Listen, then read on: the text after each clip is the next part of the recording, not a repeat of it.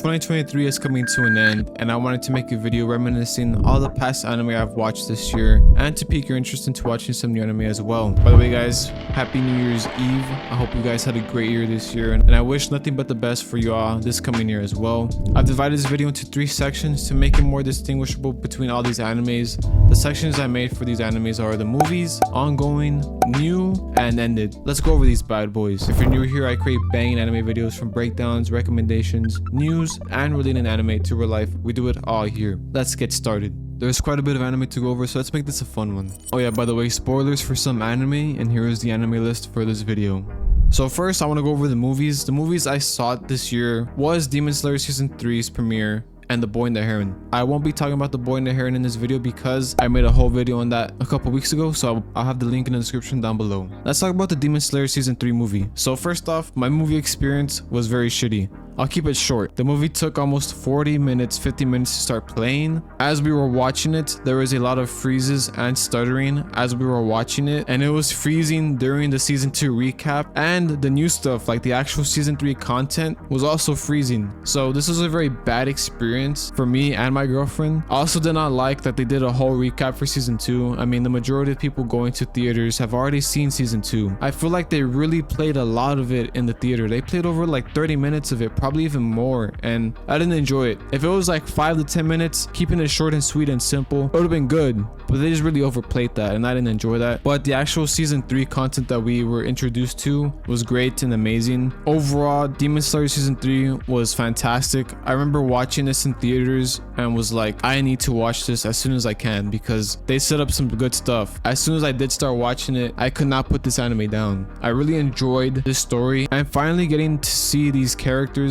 more thoroughly. Like the character I'm talking about specifically is the Mist Hiroshira. I don't know how to pronounce this guy's name. Tokito. I'm probably butchering that, but I really liked Tokito's introduction in this season. I actually fell in love with his story and how Tanjiro was able to touch his heart so much that he remembered his past, and it was just amazing seeing it. I could not put this anime down when I started watching it, and it was just fantastic. The action scenes were great. The characters were great. We saw Tanjiro become even stronger than before, and I think he's going to be a Hashira very soon, in my opinion. I also did not like that they scared us with his sister almost dying. That was not cool, but it sets up something very interesting in the future. Now that Michael Jackson is aware that his sister was able to survive the sun, he was freaking out and he wants to steal her to learn why this was able to happen. So overall, this season was fantastic, and I can't wait for Season 4. So the next set of animes I'm going to be talking about are new and ongoing, and they're going to continue releasing, at least I hope, in the future, because it sets up some really cool stuff. The first one, Blue Lock. One of my close friends recommended me this anime, and I'm so glad I watched it. This was the only new sport anime that I watched this year, and it was a great watch. Blue Lock is a soccer anime, and I'll be honest, soccer is not one of my favorite sports, but Blue Lock got me hooked to watch it. The concept that Blue Lock brings to the table of these high schoolers doing whatever it takes to make it to the big leagues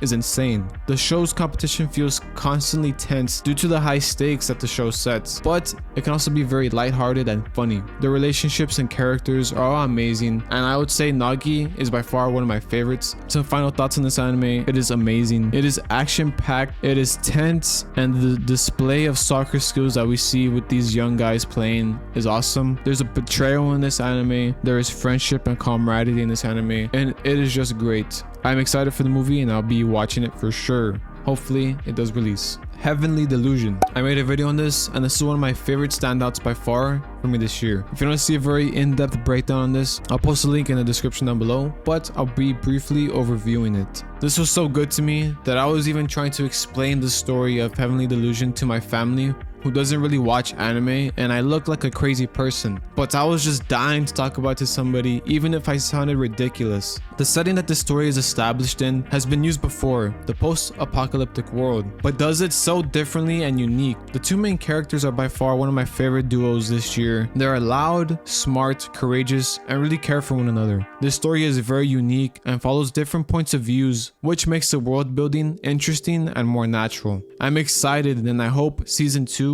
comes soon because this was a non-stop watch for me, and I finished it in a couple days. Some of my final thoughts on this anime: I like the dynamic between between this duo of characters, and it is action packed. It is very emotional. There's some very dark points in this anime. It is a mix of all the good and all the bad that this world has to offer, and I highly recommend it. I hope I don't butcher this, but the next anime is Nier Automata. Shout out to my reactions for recommending me this anime. I'll link his channel in the description down below. He makes banging anime videos as well. I'll be making an in-depth video on this anime in the future. I found a new crush, and her name is Miss 2B. She is a certified baddie.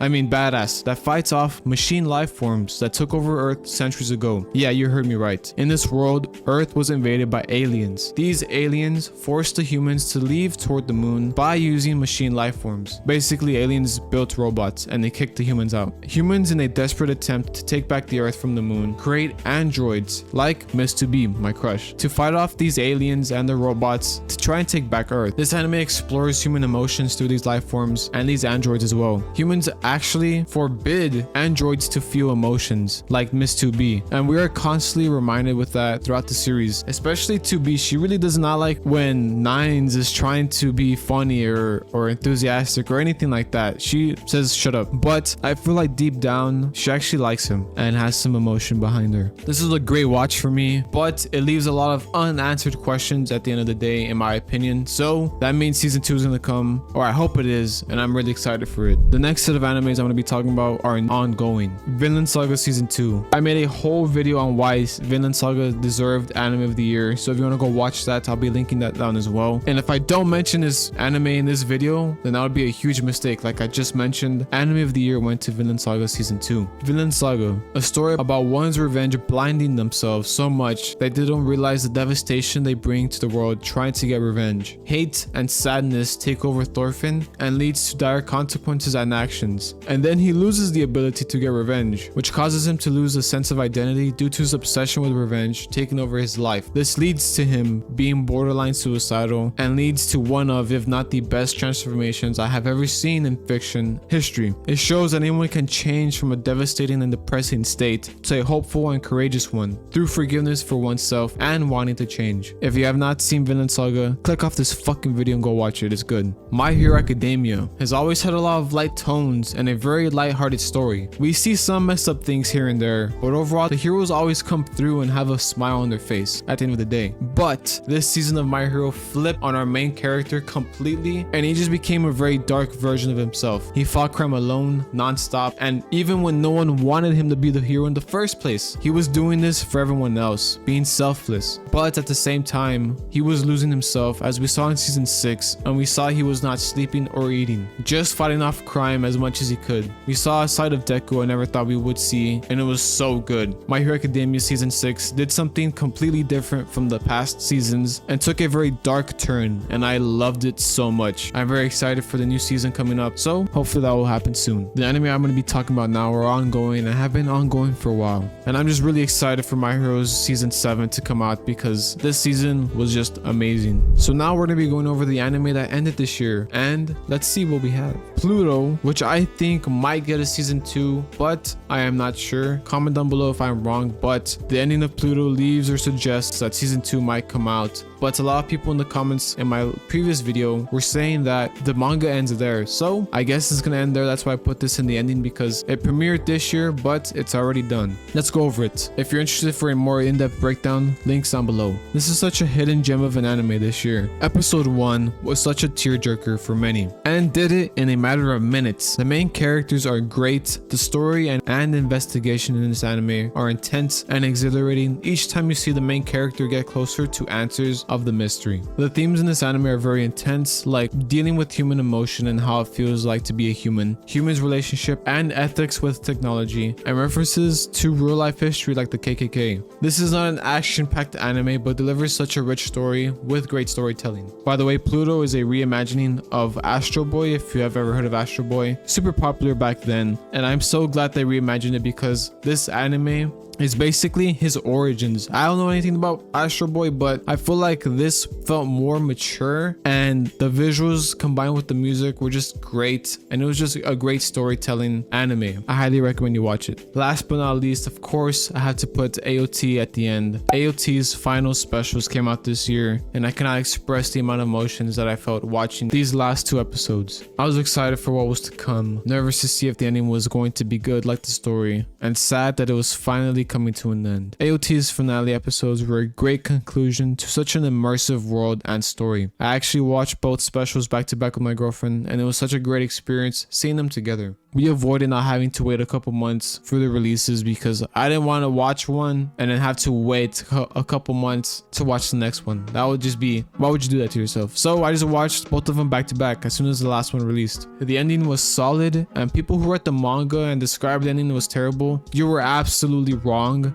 The ending was amazing, and the anime showed that it was actually good because it was well received by everybody on the internet, so you're just tripping in my opinion. I am so sad that it's finally over, but glad I was able to experience such an amazing piece of media. Final thoughts for AOT is, it is such a well crafted anime and story. Every single second of AOT matters and is well crafted and made for a reason that combines for the ending of the show. There are shows and movies that just give you a bunch of bullshit just to fill up the gaps for no reason, and AOT does not do that. It doesn't give you bullshit. It gives you great storytelling, great characters, great themes explored by these characters, and it's just amazing. What are some of the anime you watched this year? Comment down below if I missed some of the anime you have watched. I like watching recommended anime, so let me know down in the comments. But that's gonna be the end of the video, guys. I hope you guys enjoyed. This is probably gonna be my longer videos this year, so I hope it comes out good. I hope you enjoyed it. I just want to say thank you to anyone who's been watching my videos. It really means a lot, and I hope you've enjoyed them as much as I've enjoyed making them. I will see you guys in the new year. Happy New Year, and I'll see you guys later. Have a great day, everybody, and peace.